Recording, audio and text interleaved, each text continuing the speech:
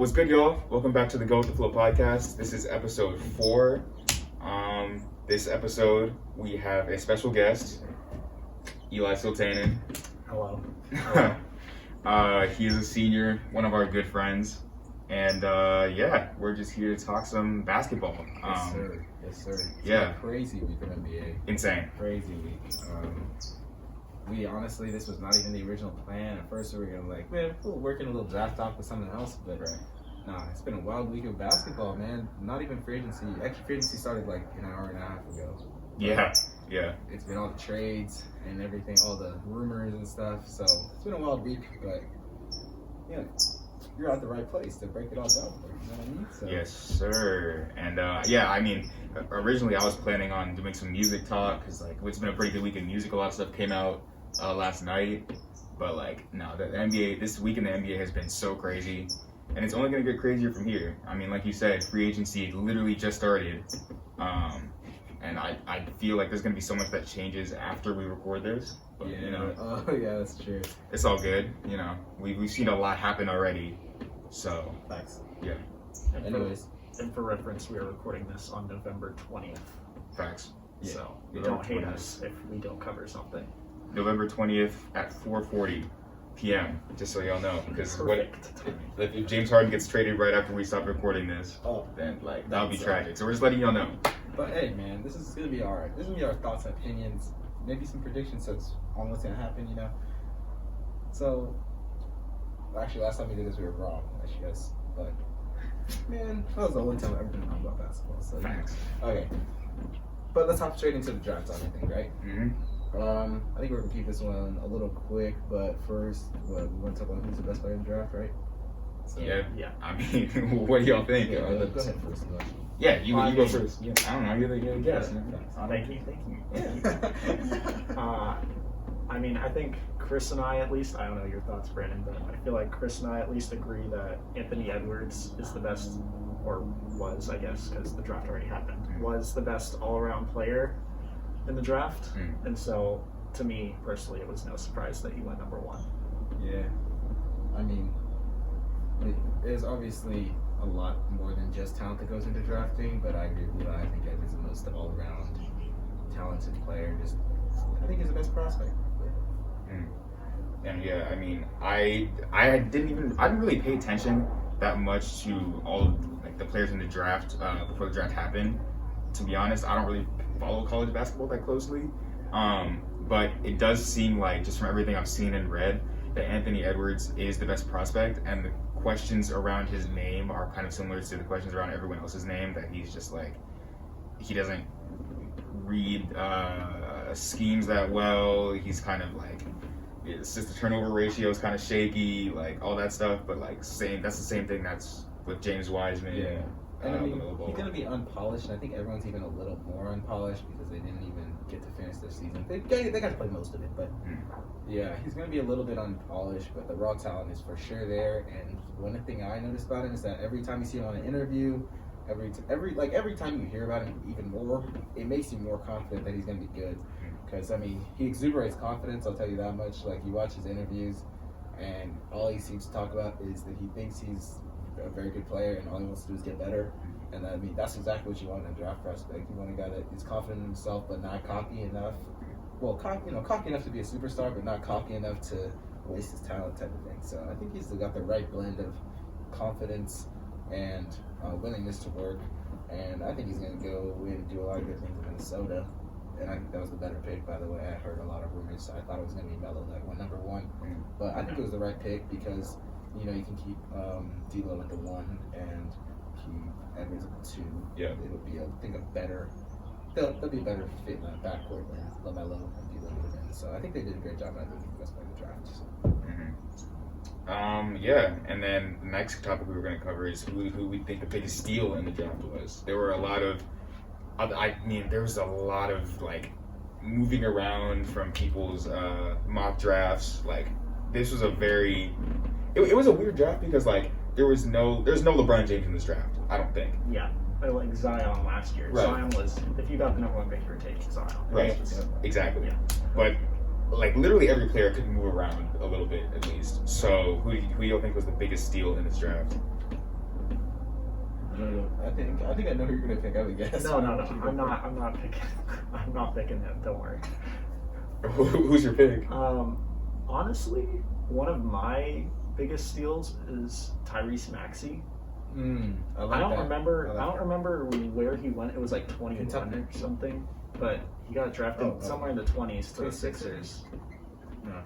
And I really liked him in college, so I think the Sixers got a snag at 20 or 21, whatever. It's 21. I'm saying. Okay, yeah.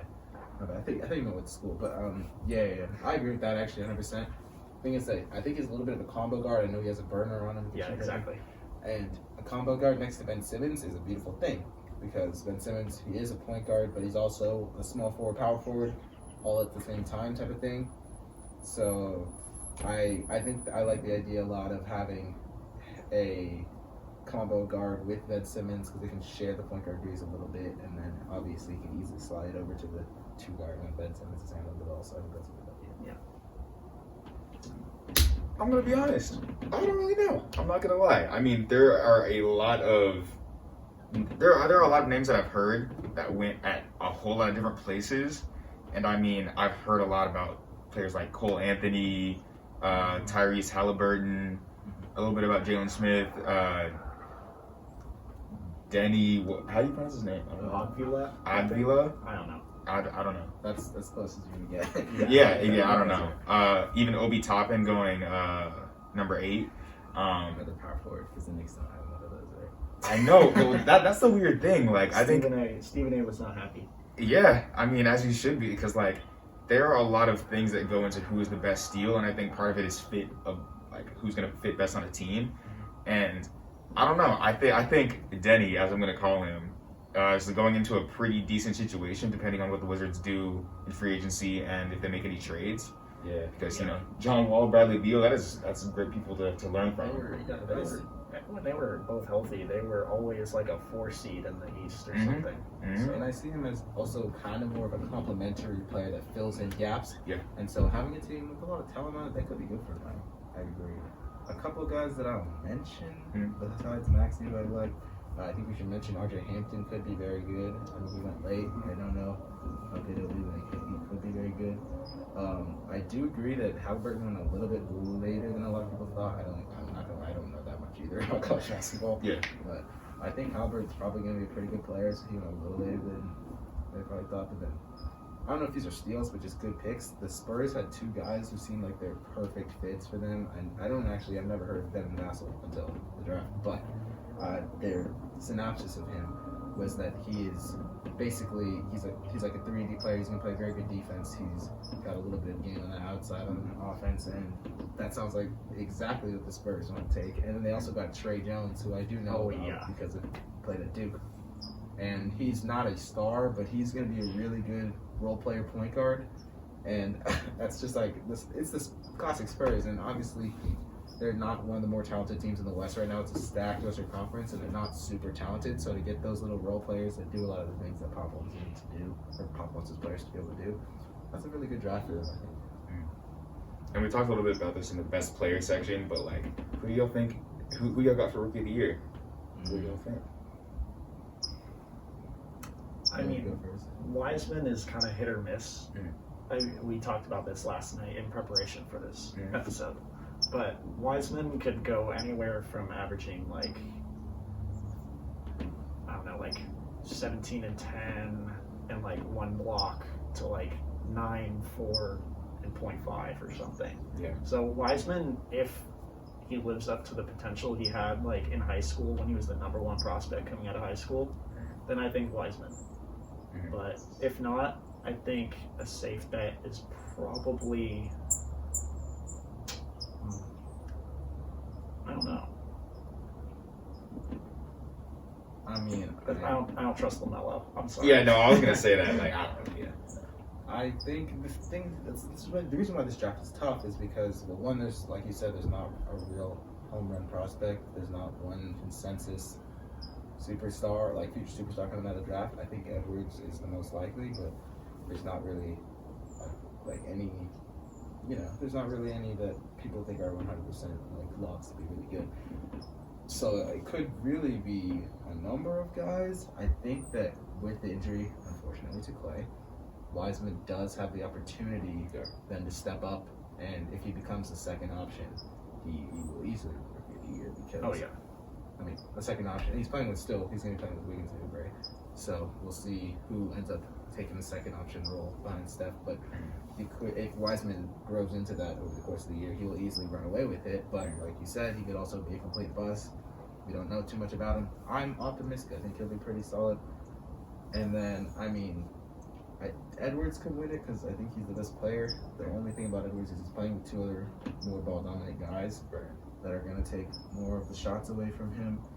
LaMelo, I don't think he will because I think it's going to take a longer for him to adjust just in terms of efficiency.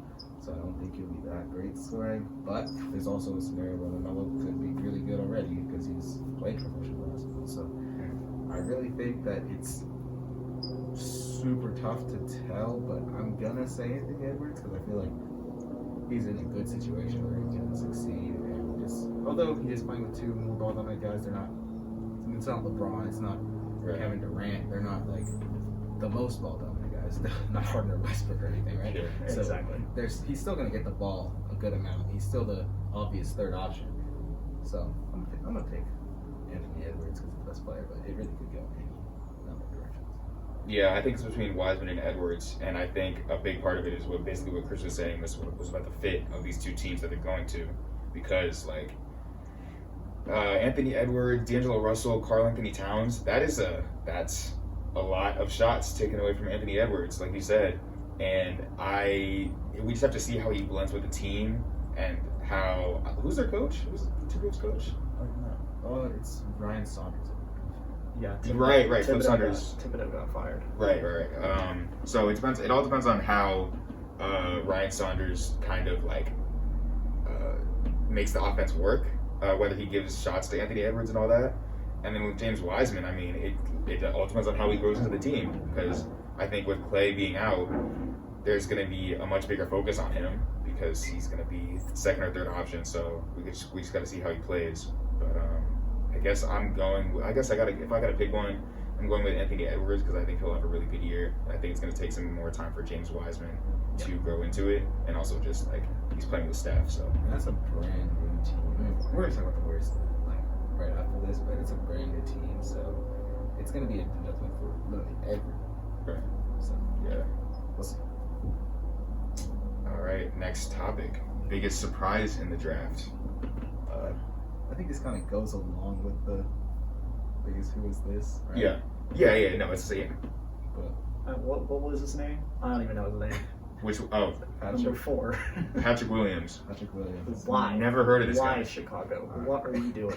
Never heard of this man. 2K generic, as far as I'm concerned. I do not know this man. All right, bro. At first when I saw that, I was like, who did they just pick? Because I've never heard of him either. Right. And then I was like, maybe he's pretty good. Maybe he just came from like a lower like ranked college or something. But then like Florida State, 6th man. I was like, uh-oh. Yeah. He won the ACC 6th Man of the Year, I think. And then I saw his averages.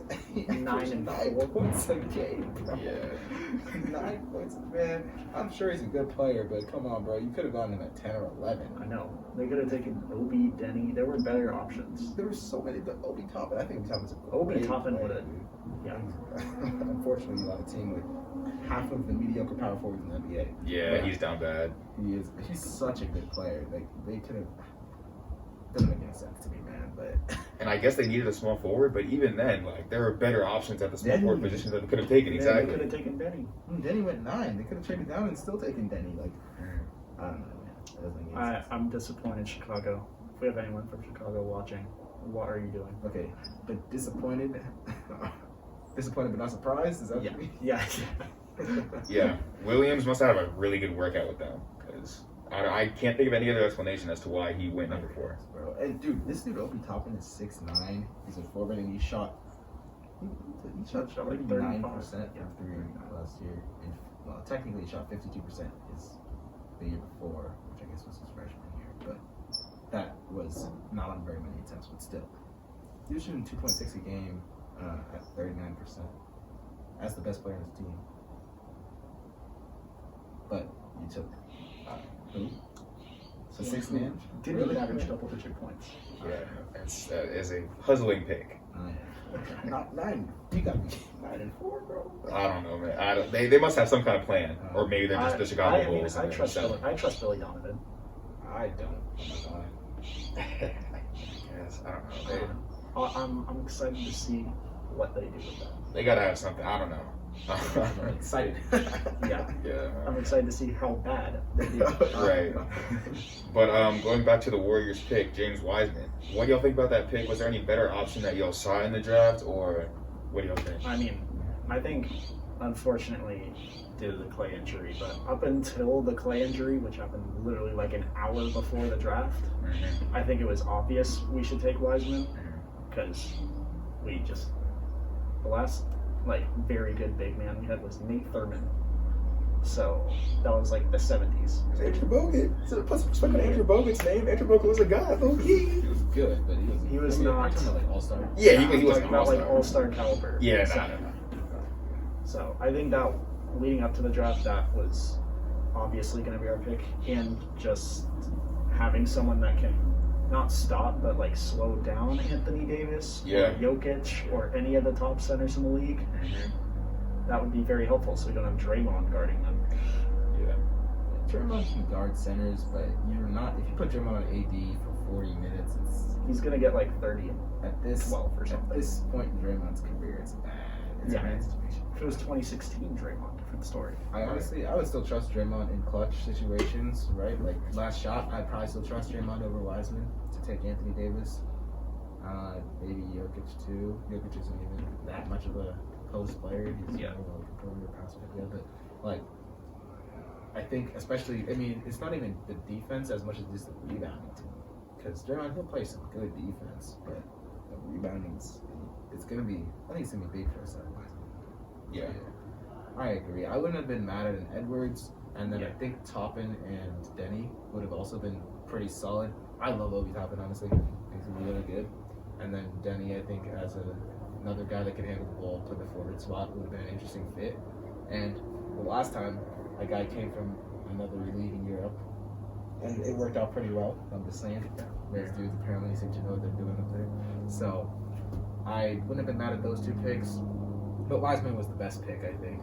I think he has so much potential, and I think he's gonna fit in. To be honest, maybe even more now that Klay is out. It's gonna be easier for him to fit in, but I think he's a good fit. Yeah, I gotta agree. I mean, I think we really needed a center, and not just like a Eric Paschall, which was a great player, but not a center. Like we can't keep trying to make power forward centers. I mean, Draymond's the closest we're going to get to that, and we need him at power forward. We need him to be there offensively to help us out. So we needed a solid center that can rebound, that can play defense, that can block shots.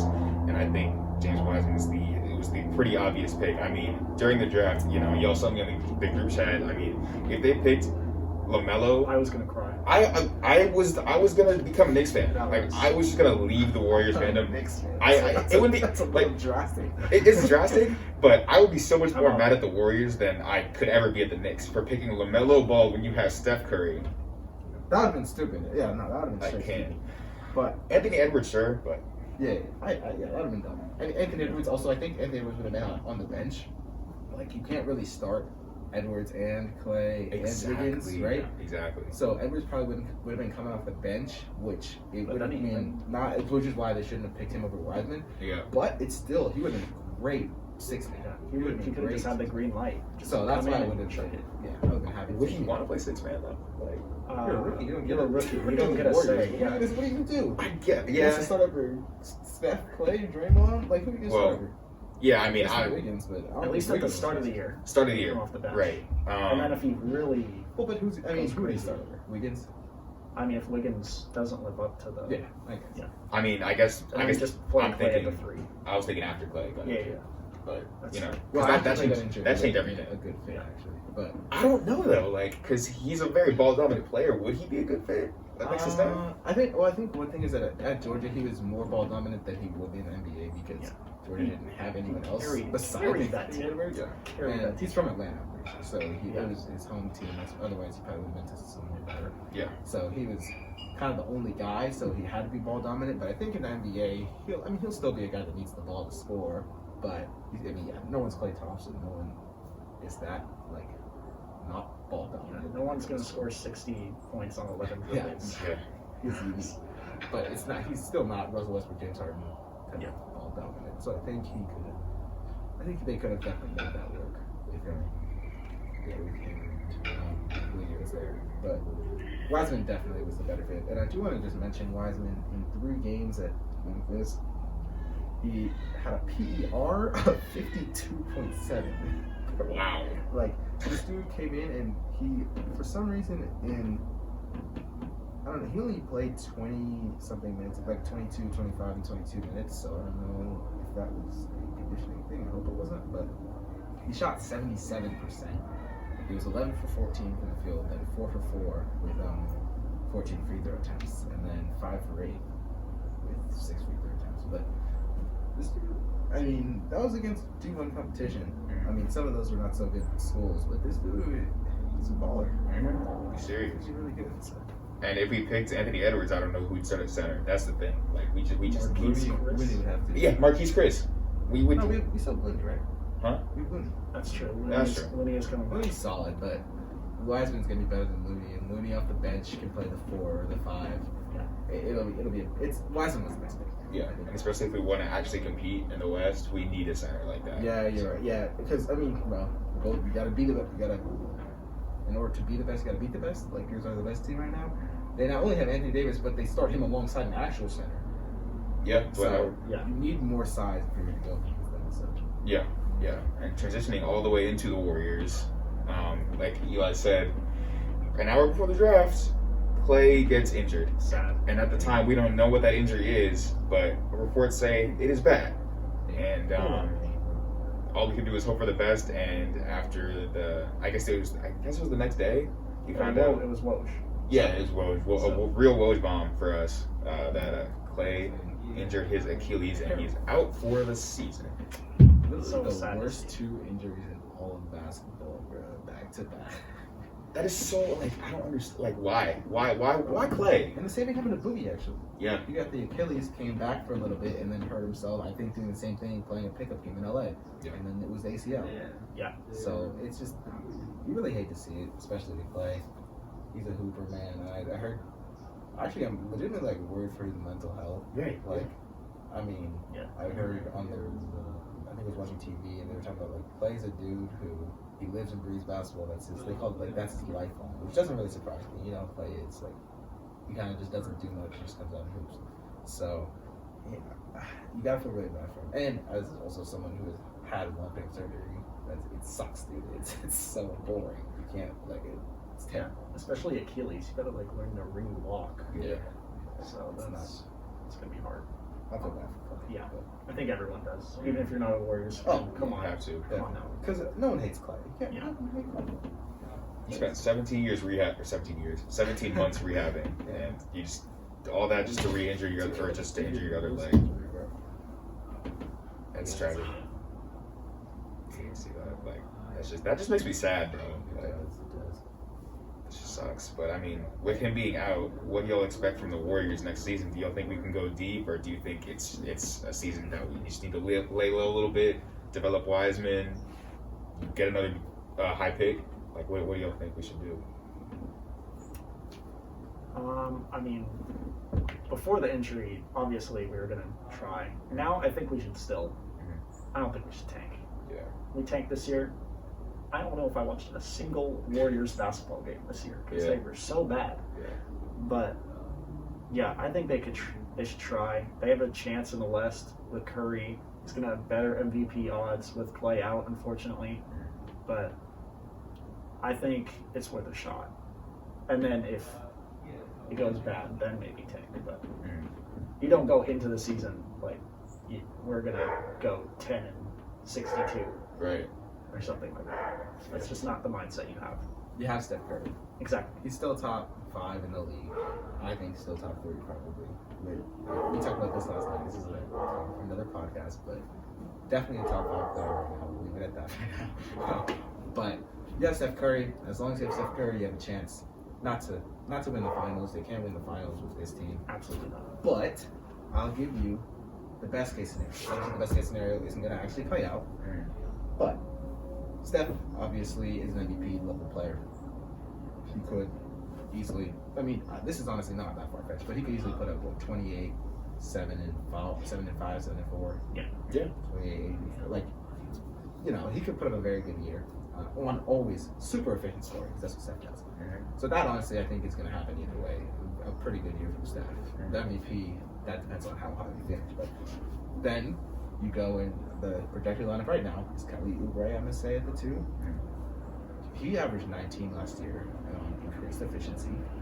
I could see him easily going for 20, 22 on pretty efficient scoring. I think anytime you're playing next to Steph in the same backcourt as Steph, shooting percentages go up.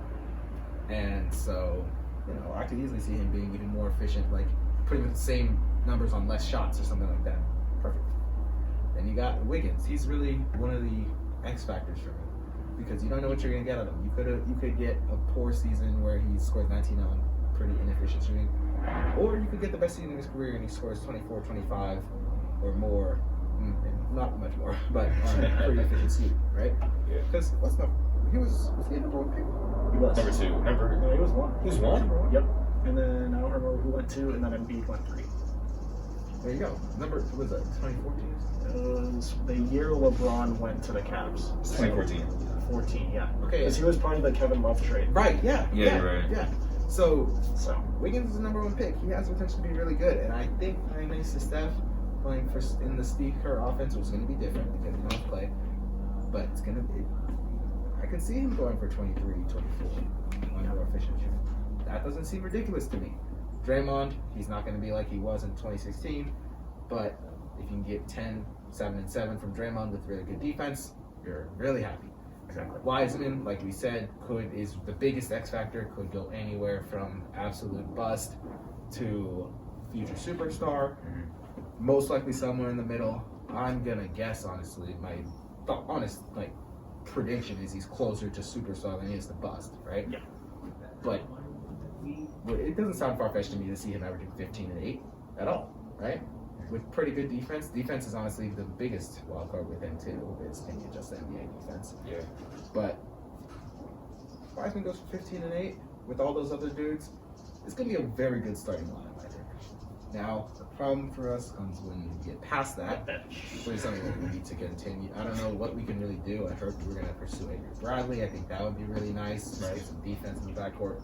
But if we can fill out the bench with more guys, I think our front court's kind of set. I'd like Marquise Chris to play 8 minutes a game. I think we can do that pretty well. Paschal, I really like. Looney, I really like. And then with Draymond and Wiseman in the starting lineup, I think you're pretty much set there. You got to work on your wings and your guards. Nico Mannion, he can fill a role, but it's not the 6-man role. Yeah. So I think you just need someone reliable to come off the bench. Damian Lee is pretty solid. Still, I need another guy. Maybe a 1-2 guy, some type of combo guard guy. And then another wing. I don't know if we're going to be able to get both of those, but if we get both of those, who's to say we're not a top 4 seed? We could easily do it. But most likely, I see us probably in the 4 to 7 range. That's the most. I wouldn't even be surprised at 8, just because of how stacked the West is. It is. Yeah, that's the thing. We're in the West, and here's my question, and maybe I'm just a spoiled Warriors fan, but is it even worth being 7 through 4 seed and just putting more wear and tear on Steph and Draymond's body and just pushing to get far, even though we probably won't? Is that really worth it if we can just come back next year stronger? Okay. The thing is, I see what you're saying, because the NBA especially, I think, is the worst league to be mediocre in, because you're not getting any franchise-changing talent outside of mostly the top 5. Other than that, it's every once in a while you get lucky, like a Giannis or something, right? Or Jimmy Butler went up 30th. But what do you like? The thing is, what are you going to propose? You want us to sit them out all year? Like, that's like fake another injury. It's not against the rules, but take an injury, send them to Cancun. Are they gonna sit there and just lose all that money because no one's gonna watch that team? They're gonna lose all that money and just throw everything out. Like, I don't think that's better than us just going for it. And we will get Klay back next year. Yeah, I think Klay's the toughest dude I know. He's gonna be all right. So I think we'll get Klay back next year, and then that team is a top 4 seed with Klay. Yeah, I mean, with Klay, yes. We're gonna figure out what Drew's contract is, but with Klay on that team, we will. Maybe not better than the Lakers, but we're right there with everyone else. That's for sure. Yeah, so. I don't know. Denver, maybe not, but Denver depends. Denver, because the thing is that you never know when Denver's going to take the next step and just like in the playoffs. Yeah. So they just went unconscious. Yeah, that was crazy. So. I would never expect that out of the Nuggets, but yeah, the West is so tough, bro. Like pretty much every team besides shout out to Goose, but Kings. Yeah, pretty much every team besides the Sacramento Kings, I think, are contending for at least the 8th seed. Mm-hmm. Yeah, I mean, the Suns, they absolutely Suns, yeah, they're going all in. Type team. OKC is actually probably the team that will That's make true. it. Maybe Because, that. Oh yeah, that was Paul. Yeah. I love Shea, and Al Horford I don't love. So I don't think that's gonna be. Yeah, I don't think they're gonna make it. But other than that, I mean, obviously the Pelicans, yeah. Grizzlies probably won't make it, but they are pretty good too. Portland. Portland's definitely gonna make it. They picked up Robert Covington, which is crazy. They got Cantor back. Oh, the Rockets actually, depending on what happens, if they, obviously we'll talk about this more, but depending on what happens with their 2 guys, they could easily be the worst team in the league next year. The worst team? If they trade both. Oh, the trade them. Yeah. You're right. Which, I mean, I don't know if they're going to be able to do that, but if they trade both of them away, they can be the worst team back in basketball so fast. But, so it still depends on what happens with some trades, but there are so many solid teams. It's going to make it so much fun to watch, actually. Oh, yeah. There's the Lakers, and then there's like a tier 2 of Nuggets, Clippers, I would say, and Blazers, they could be up there. I don't know how well they'll play, but Covington's a huge add for them. But probably the Nuggets and the Clippers for now, and then after that, there's a bunch of really solid teams. Right. And you got Dallas too. Mavericks, yes. So in Utah. Oh no. Yeah, Utah. Yeah. They blew it through only. So welcome to the club. Still a great team though. Yeah. Still the Corona squad, bro. Yeah. Oh man. But anyways, yeah.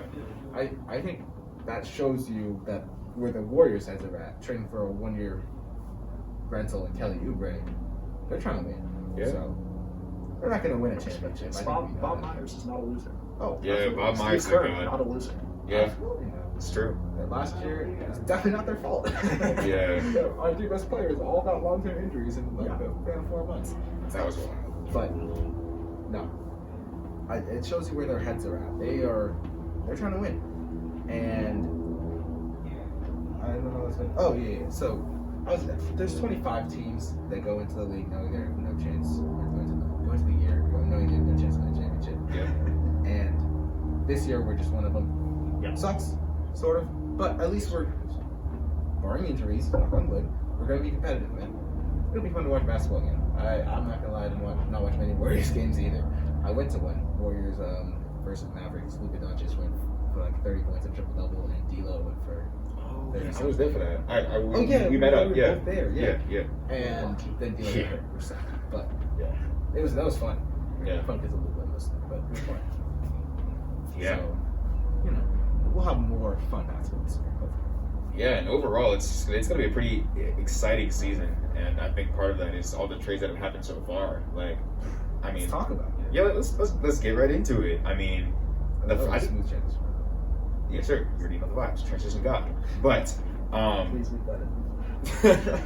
but one of the I think it might have been the first big trade that happened.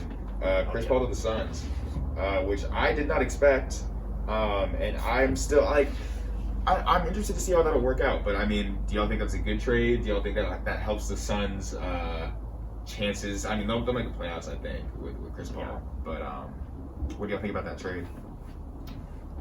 I mean, I get he's going to be obviously a very good mentor to Devin Booker, which I think is what they're trying to get out of him. Yeah. And obviously he's a solid player, but he's 35.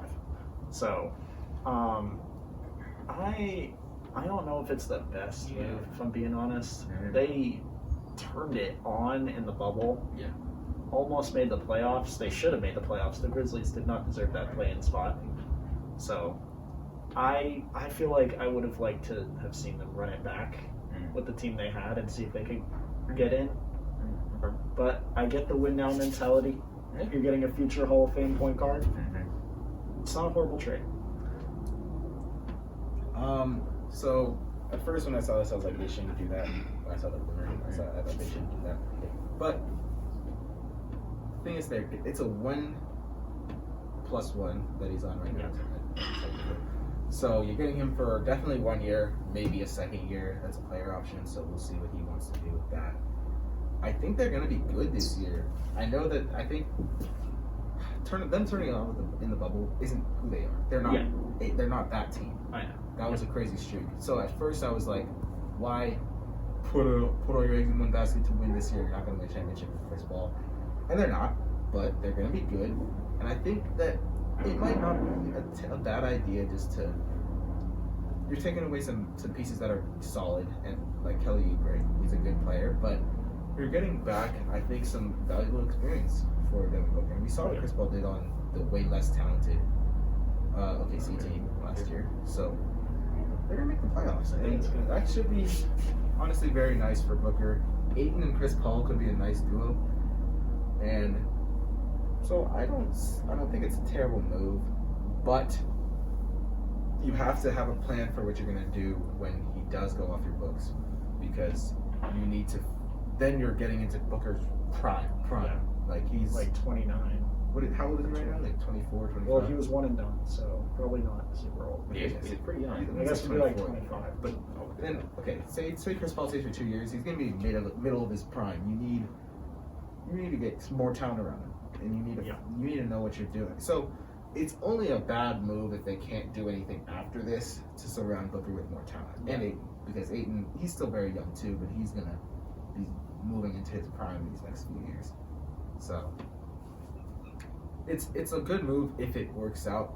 That sounds like that's a stupid thing to say, right? He's 24, but Okay. he's still still younger he's than still I thought. young. But right, 2-3 years balling. from now, you could have had Kelly Oubre in his prime, Devin Booker in his prime, and in his prime, right? So you're losing that.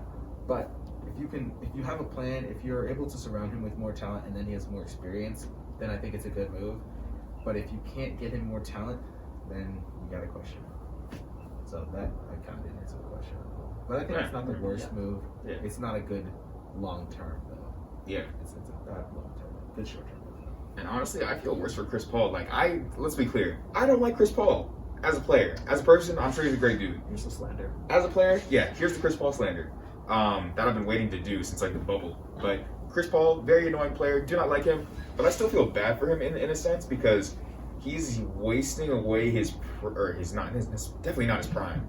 His last good years in the league, like with a team that might make the playoffs, and I'm sure that's not where he wants to be. He probably wants to be on a contender, so he can actually get a ring that he's missed so many times.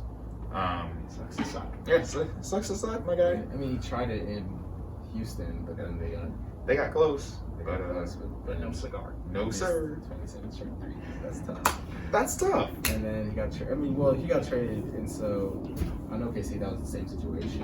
Another young team, but I mean, he said you're right that he's probably not going to win a ring, and if he does, it won't be his ring. It'll be him riding the coattails of the superstar ring, which it sucks to be a superstar and not get a ring, but it'd be cool to have a legacy of you mentored now, say SGA and Devin Booker become two really good young guards. Right, that's a legacy, right? So, I guess it's up to Chris Paul what he is prioritizing. And 100% makes sense if he wants to go join the Lakers next year on a small contract and try and get a ring. Yeah. I wouldn't be mad. I would I'm do not it. going to say I wouldn't be mad at him. Yeah, I might do If it. I were him, But I I would can't do be it. mad at him because we No. benefit from the same thing. So, Right. I can't be mad at him if he does something like that. I wouldn't be happy because I do not want that man to succeed. But I understand it. I'm not as much of a hater as you are, but I respect you, man. I actually think that haters in sports are underrated. I think haters should be more welcome in sports. They need that. And Chris Paul hates Steph Curry, so by the transitive property, I do not like it.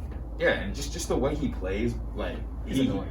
He's so annoying. And I understand like having that grit and being a pest, I guess as people say, but like the flopping and like begging for calls And snitching too. and snitch, like bro, That's too like much. he's just I cannot stand him on the court. But I feel like he could. If he could go anywhere, he would go to a Bucks or the Lakers. You know, like a team where he actually. Can we talk about that Bucks one? Yeah, we can talk about that. Let's talk about it right now. I heard a rumor that Giannis didn't want him. Yeah, That's I think that was dumb, bro.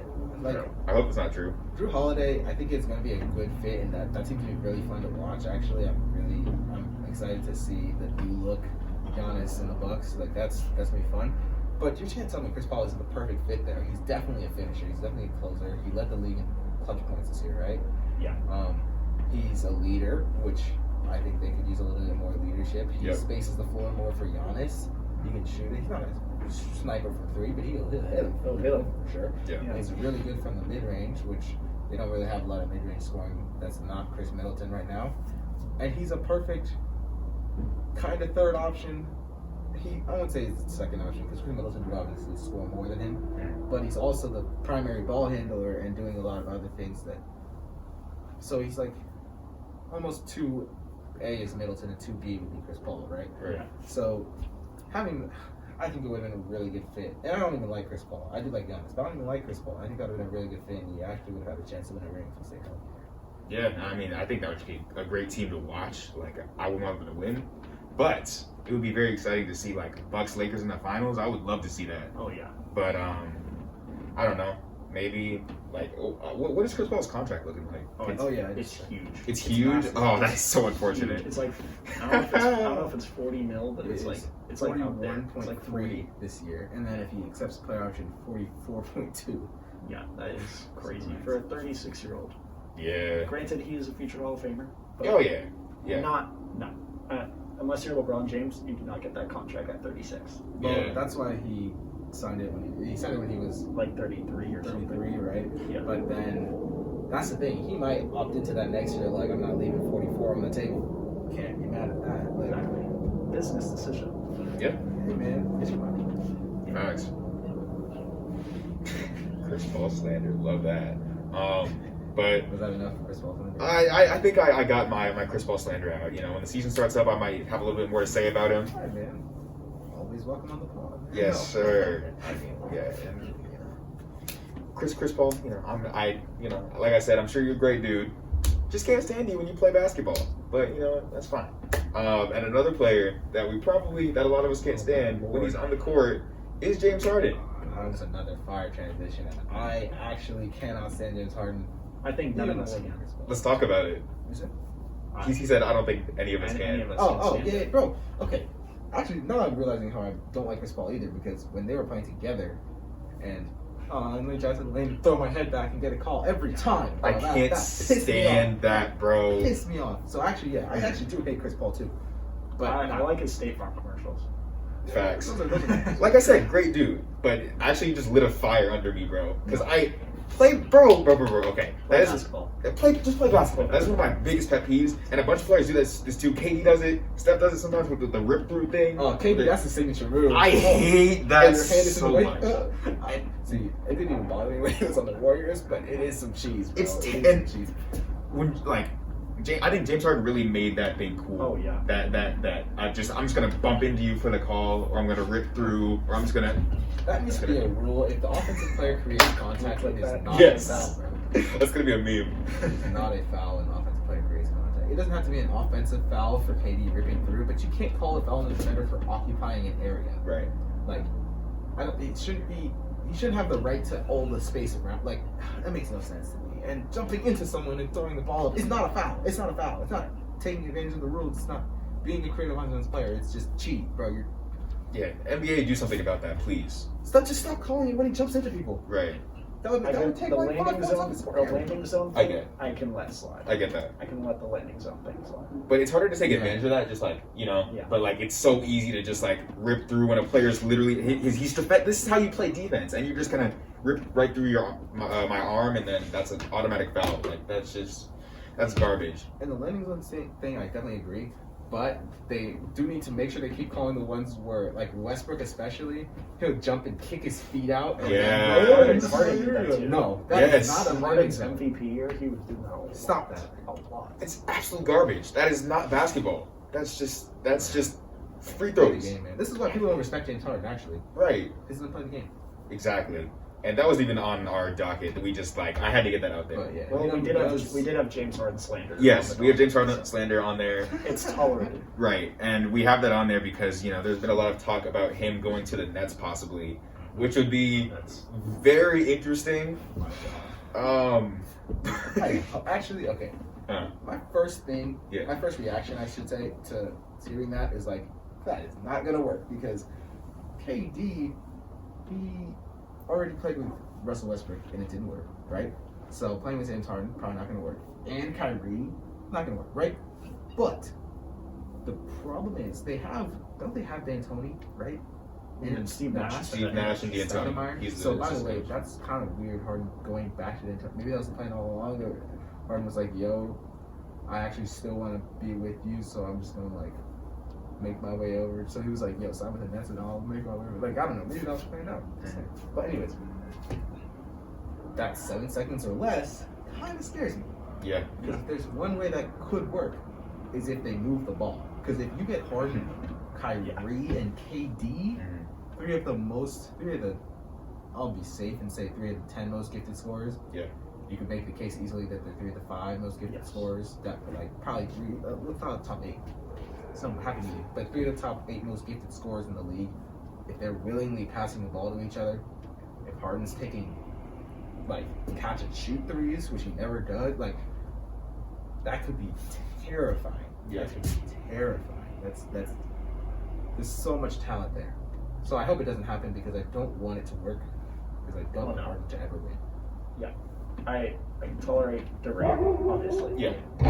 I like Kyrie. See, please, you don't even have to hate on Kyrie because you know he's gonna ruin. He's gonna ruin it for himself. So Yeah. you got 3 of the biggest divas on one team. Yeah. And I don't care. I'll call Kevin Durant a diva, bro. Oh yeah, Oh, no, that's right. 1000%. Who's the biggest diva out of those? Out of three? those 3, I gotta go Kyrie. I think Kyrie, bro. I don't know. It might be KD. I'm not gonna lie. KD is definitely number 2. He could. I think it's gotta be Kyrie. He's so It's sensitive. gotta I be love Kyrie. KD, but he's so sensitive.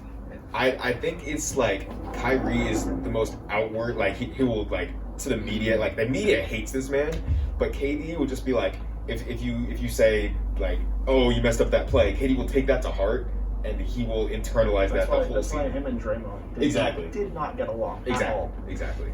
Yeah, actually, that's stout, Astute. astute analysis right there. Yeah. No, yeah, I agree, but that's the thing. I would hope that if that happens, they all crash and burns because Kyrie, oh my god, I didn't get the ball enough tonight. And then the next night, and then 2 nights in a row, KD doesn't get the ball and he comes out next game. He doesn't pass the ball to them at all, and then he starts beefing with them like on his burner accounts or something, or like making subliminal tweets that are really obvious. Yeah.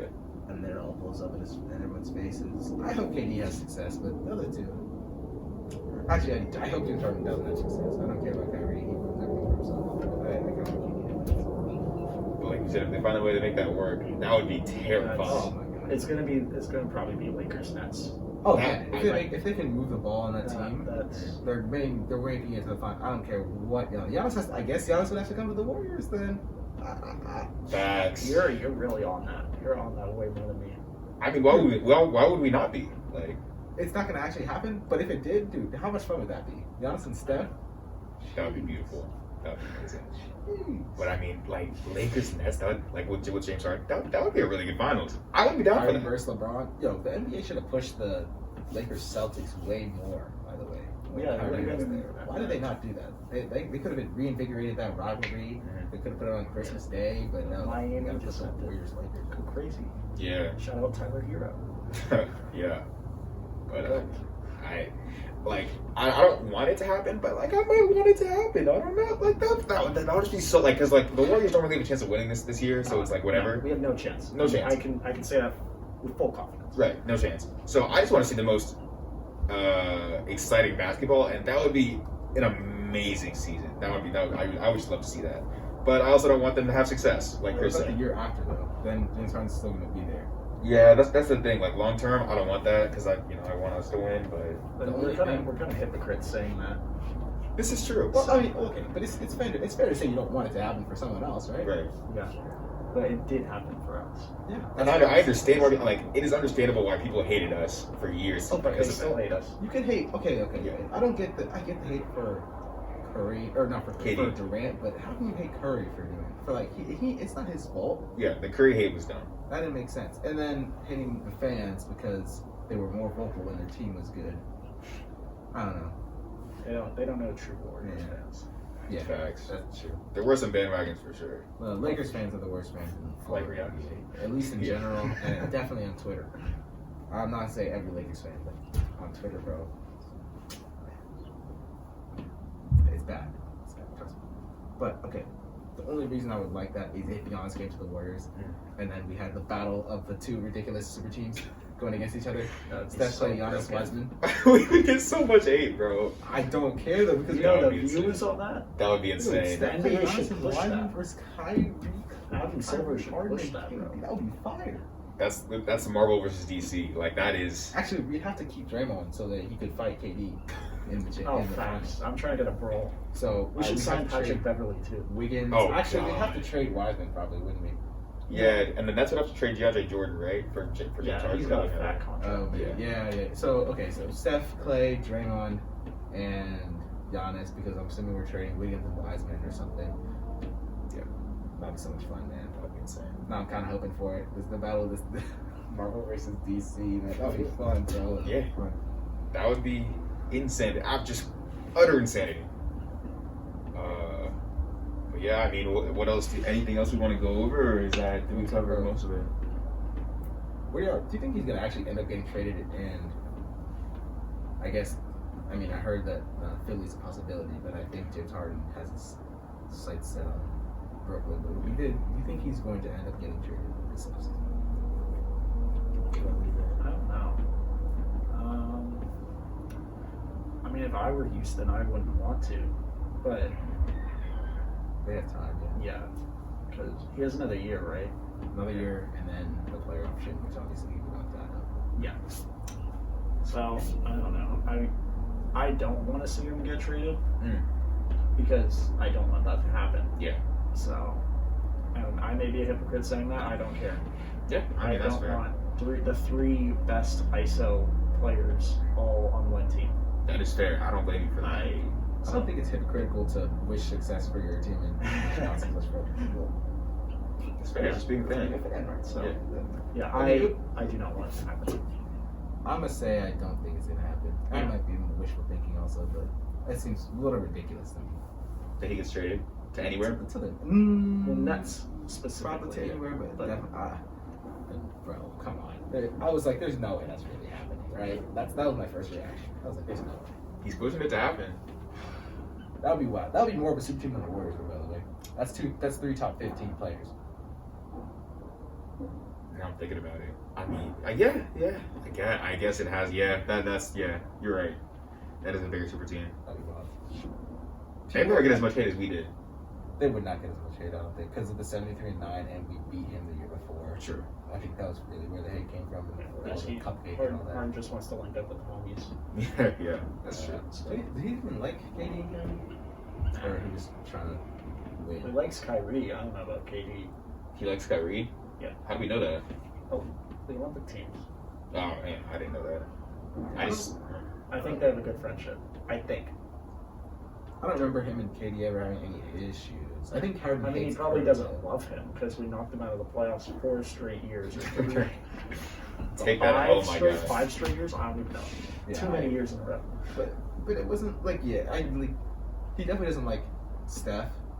Oh And no. No one likes Draymond Yeah, besides of course. Warriors fans. So But I remember, I think you're hitting KD, like, it's not enough dislike that they wouldn't want to play. Yeah. Well, clearly he does. So, You know. I think he likes him, probably. I mean, I don't know. I mean, do y'all think that having a player that clearly does not want to be on your team is like bad for chemistry and bad for your team? It has to be. Especially when it's your superstar. Right, exactly. They're franchise guys. Like, I don't It's wanna like be- Anthony Davis on the Pelicans. Right. Except they have Westbrook too. So. And I mean, the Rockets aren't going to win anything, so they might as well just start rebuilding now, right? Yeah, they already Although traded Covington. That was actually the thing that That's made it what real. ticked them off. They got rid of Covington for Ariza. Yeah. You gave up. Come on, man. You gave up. Yeah. Well, I mean, yeah, I would say rebuild, but what are they going to rebuild with? They have to go They all will out Thunder, bro. the Thunder finesse. Like Karis LeVert or something. Yeah. I guess you have to take the Jordan's contract, but you get like Karis LeVert and try and get some other decent young guy, and then if you're able to unload Westbrook somewhere else that needs just excitement, and you can get some young guys in the picks, it's a start. I mean, you know, I think they should start rebuilding now. I mean, there's no reason to like wait on it and just be mediocre. Yeah. You know. yeah. So.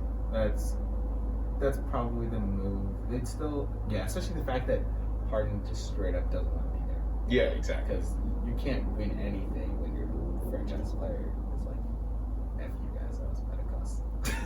It doesn't want to be there. So, Yeah, exactly. I mean, you just don't want that on your team. And Westbrook, your two best players, do not want to be in your team. That's a trash environment to play in. because that's the thing, they tried it once and they were like, this ain't working. they gave up. Yeah. And by the way, that's not going to help. Harden it's not going to help by switching teams unless he changes his play style. He will not win a championship. You can't win a championship doing what he did. Right. Because the best version of his play style is what we've seen the last 2 years. That's the peak of it, right? Him scoring 35, 40 a game. And it doesn't work because it's not translatable to the playoffs. Everyone's not going to hit their shots all the time. And you have one game where you're off, you're going to lose. You have to shoot it at the high clip to win.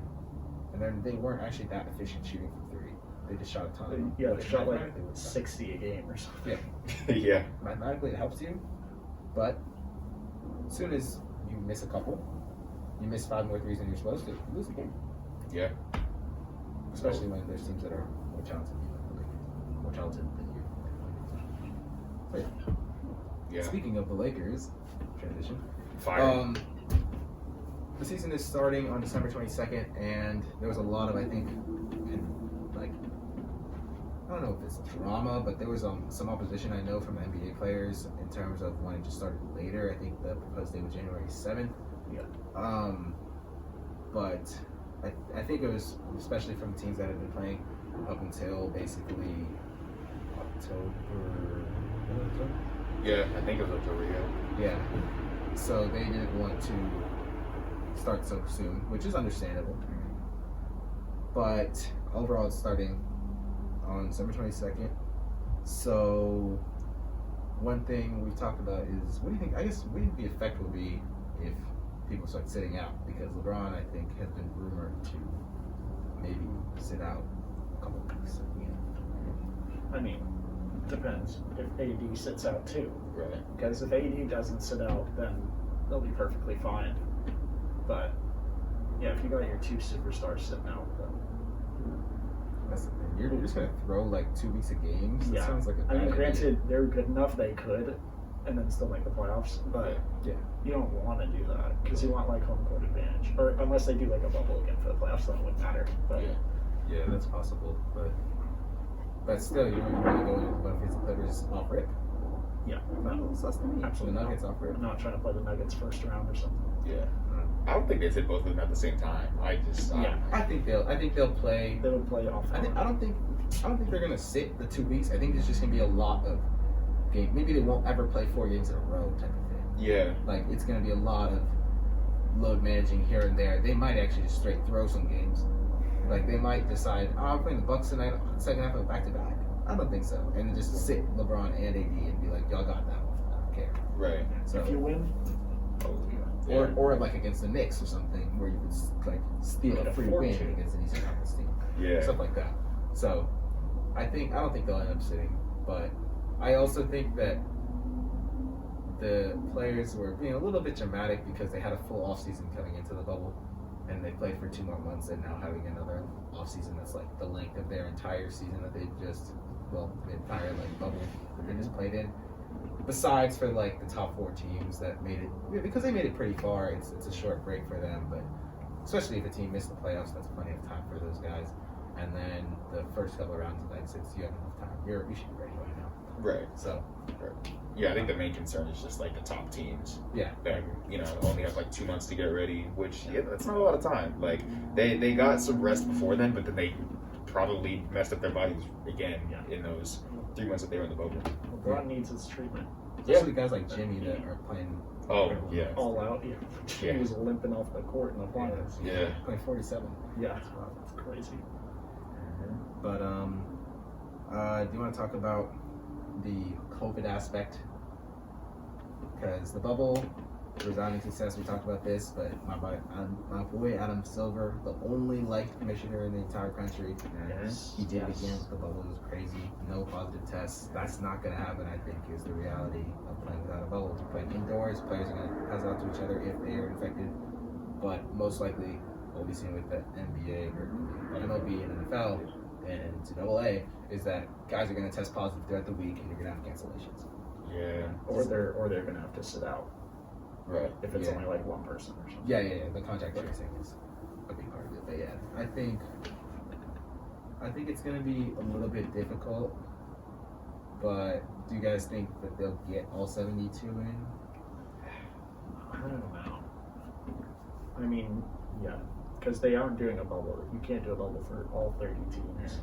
Yeah, but that'd be too long of a bubble. Yeah, you can't do like an 8-month bubble. Like these dudes have families. So yeah.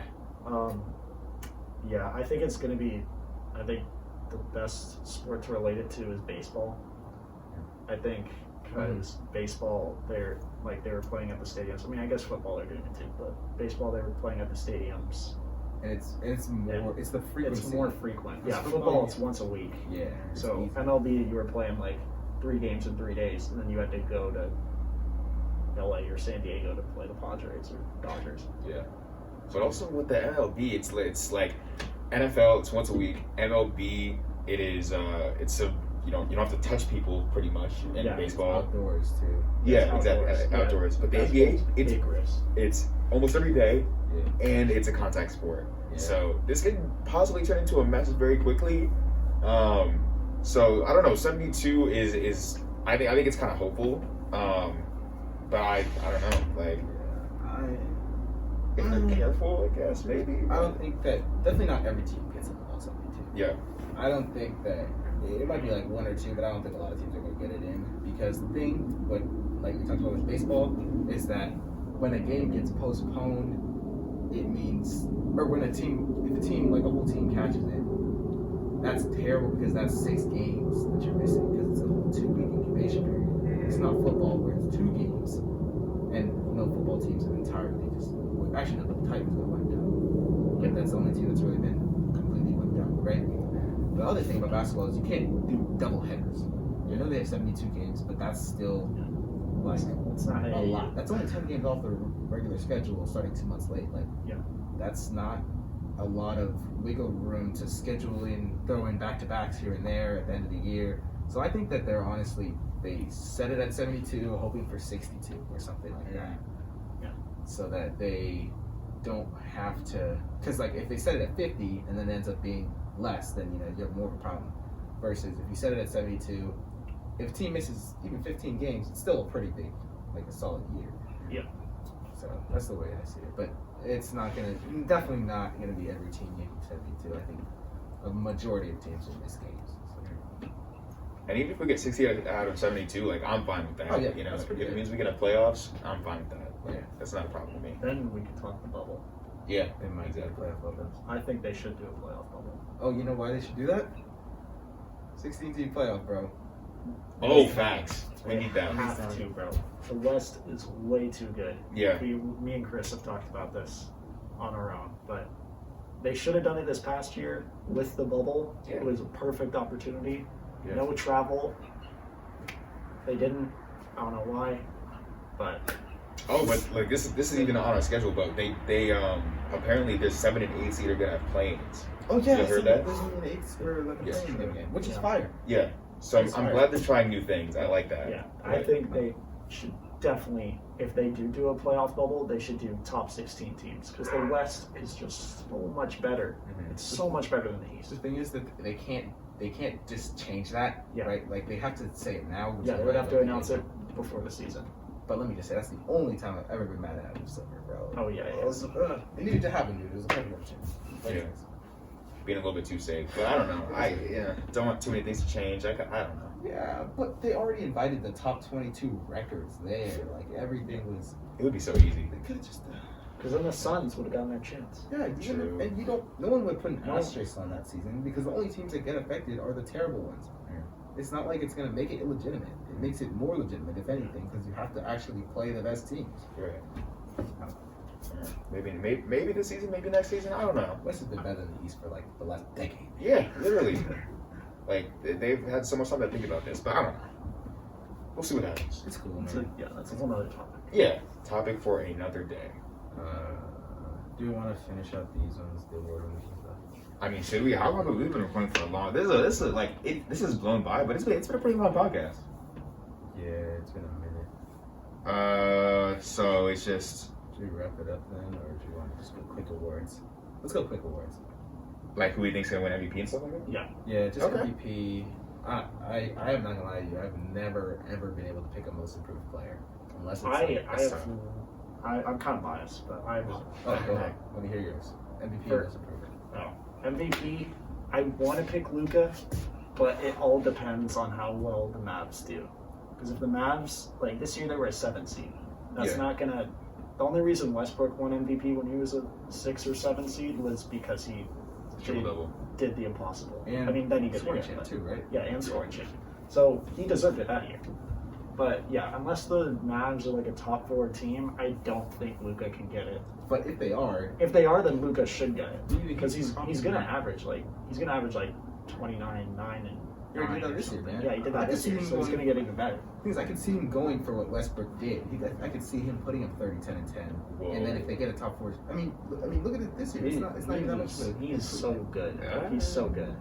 Honestly, that had not even come to my mind. Maybe I'm just like maybe I'm not watching enough Luka. I don't know. I watched a ton of Luka. I watched a ton of He Luka. wasn't that close, but 29, 9, and 9 this year. That's close. So yeah, I mean 30, 10, and 10. It's definitely possible. And if he improves on what he did this year, and needs to improve his 3-point jumper, that's the one thing. He needs to make that more efficient. But if he makes that a little more efficient and improves a little bit, and they get top 4, I agree. Yeah. But if not, then I feel like it's the usual candidates. Yeah. Like LeBron, Giannis won't win, Giannis but won't. he'll be a candidate. Unless Giannis would have to put up 35, Giannis would 15, literally have to 8 break to win. break what Westbrook did. Yeah. So I think LeBron is the most likely Yeah, candidate, just because because they're gonna do. We he got know the snubbed Lakers are this gonna win. year. It's been a while since he won one. He could have easily had. I mean, he dude's top 4, top 3 every year, right? Yeah. He's He's like the Mike Trout. Yeah, exactly. So I think LeBron's the most likely candidate. It kind of fits the narrative, but Steph or Luka, if they have Yeah. crazy years Oh, I and forgot carry their about teams Steph. top 4, Yeah. top 3, those guys would definitely be good candidates. If KD is still KD, you could definitely win it. True. And then, other than that, in the East, it would have to take a very. It would have to be like big- Tatum or something. That's the only other person. Tatum, I can yeah, maybe Tatum see. averages Most 29, improved, maybe. or Embiid goes for 30 or something, and they start winning. It would have to be some large improvement that you kind of don't see coming. True. But I'm gonna pick LeBron as my most. That's likely. a. Well, I'm gonna pick the most improved thing. I'm curious. I mean, it's incredibly biased, but Oh, good. Go for it. I was suggesting maybe Laurie. That was my prediction. Okay. Laurie Markkinen. Tell them. For those of you who don't know, I am Finnish, so of course I'm going to root for Laurie Markkinen. I don't care what team he's on. Finish him off. Exactly. So I think new head coach Billy Donovan. You know he's a good coach. Yeah. He honestly, I don't even remember how much Laurie played last year, but I think he was injured for like half the year or something. So he's definitely got room to improve. and we know he has the skill set. 7-footer, can shoot. I think there's a chance. Okay. I mean, if the Bulls do trash, then no. Yeah. But I mean, if he goes off and the Bulls are still trash, maybe. If he averages like 20 and 10 or something, yeah, then we're talking. Yeah. So, kind of a biased pick because I also finish, but if you really I like Laurie. Mm-hmm. I might have to pick him up in fantasy basketball this year. I know. I might have to pick up Luka Doncic again. That's fair. But anyways, so for Brooklyn Crew, I like I said, I don't know who I would love to see win it though. Cam Reddish. This dude has so much potential. Yes, Cam halfway between KD and Paul George. If he played up to basically like if he played like he did in high school, which that's kind of what to say. I think he was uncomfortable, but let me pull up these numbers. He started going crazy. I think in like February and March, he started having some really good games. And this dude has length. He's very smooth. He has a jumper that he's not shooting it super efficiently right now, but it's a type of jumper where you can see that it looks pretty. And if it looks pretty, you know it has the potential to start going in. And that's the thing. Like that was the same thing about John Moran. He wasn't a great shooter in college, but you're like, you know, at least he looks confident shooting it, right? It looks like he can hit a couple. It's gonna start going in. Yeah. Cam in March, bro. 17.5 points, 4 rebounds, 55% from the field, 47% from three. That's in 4 games. Very good. And that's all off the bench. Yeah. That's very impressive. I don't even think he's my prediction, but I want him to win. I would love to see him win too. And it was a steady progression, by the way. If you just look at points, 5, 8, 9, 12, 13, 17. That's month by month. Yeah. He got more comfortable as time went on. Yeah, it's about the confidence with him, man. That's why I like Anthony Edwards. He's confident. Cam wasn't confident. That's why he struggled. He's feeling good. He's playing alongside other guys, but if he picks up where he left off, easily he could win it. Yeah. So shout out Cam Reddish. That's fair. But I mean, I don't know. It's been a pretty long podcast, and I feel like our prediction should be like a whole segment from an episode. That's a sneak peek. Yeah, that's a little sneak peek. But it's definitely interesting to hear your picks, though. Because we could have you on for that episode as well. Oh, the NBA, pre-NBA. Yeah, pre-season. That's gonna be like right before Christmas. So. Yeah. We'll do that like when finals. Let's go. Right. Yeah. We'll see what happens with that. But yeah, Eli, thank you so much for coming on the podcast. Thank you for having me. Thank you. And hopefully we'll have you on again. You'll definitely see Eli in some more expos content as the year goes on for sure. Shout out all my fellow yearbook people. Oh. Is that beef still a thing, by the way? No, I don't want to have beef with expos. Hey, but yeah, I am a co-editor. We're squashing the beef. Yeah, I'm a co-editor of the yearbook. We're putting in work this year. Okay. So don't hate us if the book isn't what you want. Hey. We're putting in the work. No, yeah, I respect the yearbook grind for sure. Thank you. No hate. No hate here. No, but yeah. You're officially squashing the beef, man. Yeah. No reason for beef. We might as well work together, you know what I mean? Exactly. We can make some fire content. Alright, good. But yeah, alright, that's it. Thank you so much for tuning in. If you've made it all the way here, let us know what you think of all of our predictions and picks in the comments below. Yes, sir. And like and subscribe. Hit that bell. Oh yeah, if you want to slander Chris Paul in the comments, please feel free to do so. Oh, I was gonna say slandering our picks, and I was kind of joking. Oh, slander Chris Paul? You can do both. I don't know. That's even better. Chris Paul slanders. Encouraged. Yeah, encouraged for sure. But yeah, that's it. Thanks so much for tuning in. Yes, sir. See y'all next time. Peace.